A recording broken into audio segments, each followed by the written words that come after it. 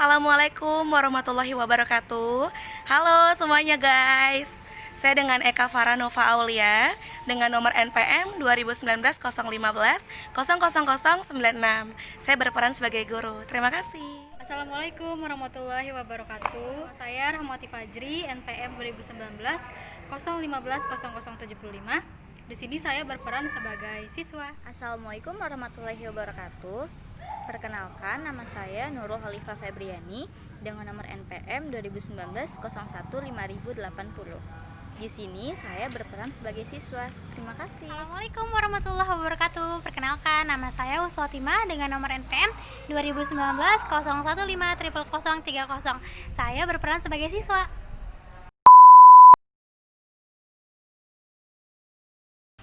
Assalamualaikum. Waalaikumsalam warahmatullahi wabarakatuh. Selamat pagi anak-anak. Pagi, Bu. Apa kabar semuanya hari ini? Alhamdulillah sehat ya. Jadi di kesempatan pada pagi hari ini kita akan membahas tentang psikoanalisa. Di mana di sini kita akan menggunakan metode number head together ya, teman-teman ya. Nah, ini sebelumnya terlebih dahulu saya akan absen ya. Rahmawati Fajri, Husnul Khotimah, Nurul Khalifah. Jadi untuk di hari ini kita menggunakan metode number head together. Sebelumnya ada yang udah pernah tahu apa itu number head together? Belum tahu. Jadi number head together itu ialah teknik belajar kepala bernomor. Jadi ini Ibu sudah siapkan beberapa nomor-nomor nanti untuk kalian gunakan. Kemarin kan kalian juga udah Ibu berikan waktu untuk membuat kelompok ya. Udah semua kan ya? Nanti tinggal bergabung aja sama kelompoknya masing-masing. Tapi sebelumnya Ibu mau menjelaskan sedikit tentang materi kita hari ini, yaitu untuk teori psikoanalisanya. Nah, dimana untuk teori psikoanalisa ini dipelopori oleh Sigmund Freud. Sudah ada yang pernah dengar sebelumnya? Belum. Baik. Untuk dari sini, Sigmund Freud ini membagi struktur kepribadian dalam tiga komponen, yaitu id, ego, dan superego. Dimana kalau untuk perilaku seseorang ini merupakan hasil interaksi antara ketiga komponen tersebut. Untuk id ini berorientasi pada prinsip kenikmatannya. Seperti itu. Jadi ketika seseorang nih misalkan pengen merasakan lapar gitu ya. Nah, hawa lapar itu adalah si id-nya tersebut. Kayak gitu. Nah, dimana untuk ego ini berorientasi pada prinsip realitas. Dimana ketika orang lapar, rasa ingin makan gitu ya, itu dari si id-nya kan. Nah, dari si egonya ini, rasanya ingin makan yang banyak biar rasanya kenyang, menuntaskan hawa nafsunya, seperti itu. Tapi di sisi lain, si super ego ini datang. Nah, ini bersifat moralitas kalau untuk super ego. Jadi kayak lebih kepada moralitasnya. Kalau misalkan saya makan banyak, nanti saya kekenyangan, akhirnya saya jadi ngantuk. Jadi kita memutuskan untuk makan sedikit. Itu yang menahan hawa nafsunya adalah si super egonya itu sendiri. Jelas sampai sini ya, ketiga perbedaan id, ego, dan super ego. Dalam teori psikoanalisa, itu kan dia terdapat beberapa fase ya. Di antaranya itu ada fase oral, fase anal, dan juga fase palik, dan yang lainnya. Nah, di sini untuk kalian sudah bergabung dengan kelompoknya masing-masing ya? Sudah, di mana Ibu juga meminta kalian nanti untuk mendiskusikan ya. Setiap kelompok nanti perwakilan ke depan menjelaskan atau memaparkan hasil diskusi kalian. Seperti itu. Rahmawati Fajri, Husnul Khotimah, dan Nurul Khalifah. Kelompok. Ini Ibu ada beberapa lembar LKS untuk nanti kalian tulis hasil diskusi kalian masing-masing per kelompok ya. Diberikan waktu 25 menit ya. Teman, gimana kalau misalnya kita diskusinya di tempat lain? Boleh kan? Kita mau diskusi di mana? Kayaknya di situ bagus deh. Boleh? Yuk.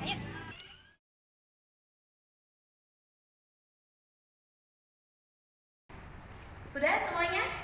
Sudah, Bu. Baik, selanjutnya Ibu meminta perwakilan dari kelompok kalian ya untuk menjelaskan hasil diskusi terkait dengan materi hari ini. Boleh kelompok 1 nomor disampaikan hasil diskusi Anda bersama dengan kelompoknya. Baik, terima kasih, Bu. Perkenalkan, nama saya Uswatima, nomor NPM 2019-015-0030. Fase oral adalah fase pertama yang dilalui oleh setiap individu dari usia 0 sampai 18 bulan, di mana tingkat kepuasannya berada di mulut. Contohnya, seperti apapun yang dipegang oleh bayi tersebut akan dimasukkannya ke mulut sebagai tanda kepuasan. Baik, terima kasih Husnul. Selanjutnya kelompok 2 nomor 1. Silakan dijelaskan terkait dengan materi yang sudah didiskusikan dengan kelompok Anda ya. Baik, silakan. Terima kasih. Saya dari kelompok 2.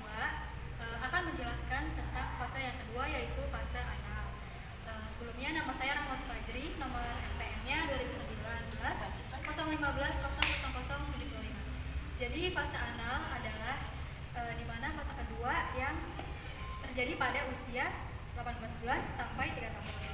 Tingkat kenikmatan pada fase anal ini di bagian anus. Contohnya ketika anak menahan pupnya atau menahan BAB-nya dan memainkan BAB-nya. Terima kasih.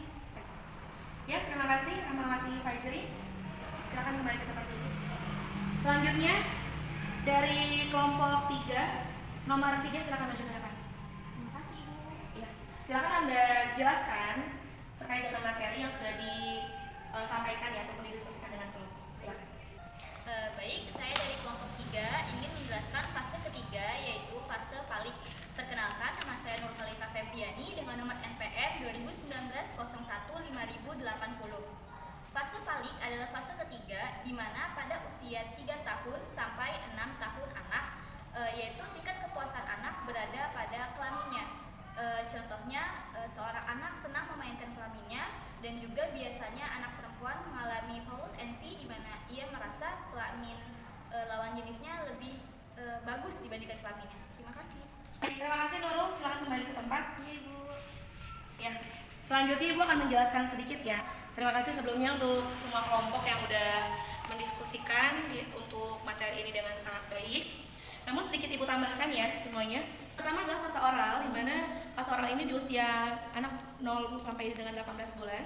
Jadi ini fase pertama yang berlangsung pada perkembangan setiap individu ya. Jadi bukan hanya kita, saya ataupun kalian, tapi semua individu juga pastinya pernah ada di fase ini. Di mana organ yang paling penting dan paling peka ya bisa digambar adalah di mulut. Ya, ini berkaitan dengan pemuasan kebutuhan dasar. Jadi kayak seperti kalau di umur 0 bulan gitu ya, mereka kalau haus gitu atau lapar hanya bisa menangis itu kan dari mulut seperti itu, sehingga menandakan ke orang tuanya oh si baby ini haus, artinya butuh air susu ibunya kayak gitu. Dan kalau udah beranjak ke fase 0 sampai 18 bulan di pertengahannya itu dimana biasanya anak udah mulai aktif ya, udah mulai bisa berbicara walaupun baru gitu, suka diberikan mainan ya sama mamanya yang suka digigit-gigit itu. Jadi mereka memang menstimulus dirinya itu di bagian mulut sehingga suka masukin benda ke dalam mulut. Makanya kalau misalkan kita punya anak itu kan harus dijaga dengan benar, dimana kalau kita naruh uang gopean, logaman itu kan zaman dulu pernah ya ada yang sampai nelan gitu anaknya uang gopean. Di sini pernah nggak ada yang kayak gitu juga? Enggak ya, aman ya. Mudah-mudahan jangan ya kalau kita punya anak dilihatin dengan benar. Nah selanjutnya ini adalah di fase anal. Nah ini fase anal itu di usia anak 3 tahun ke atas. Fase anal ini dapat berkembang sifat-sifat tidak konsisten, kerapian, keras kepala, kesengajaan, kekikiran yang merupakan karakter anal yang berasal dari sisa-sisa fungsi anal. Di mana anal ini kalau misalkan sifat-sifatnya kurang efektif, karakter anal ini jadi ragu-ragu anaknya, ragu-ragu yang berlebihan gitu ya, kurang rapi, suka menentang, kasar kayak gitu. Tapi kalau misalkan untuk perkembangan yang baik itu anaknya jadi mandiri, bisa punya kebebasan dan mampu untuk menentukan pilihannya sendiri ke depannya.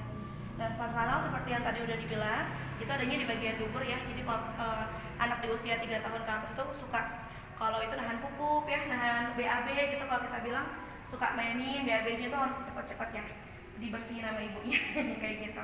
Nah, di mana untuk fase palik ini di usia 3 sampai 6 tahun.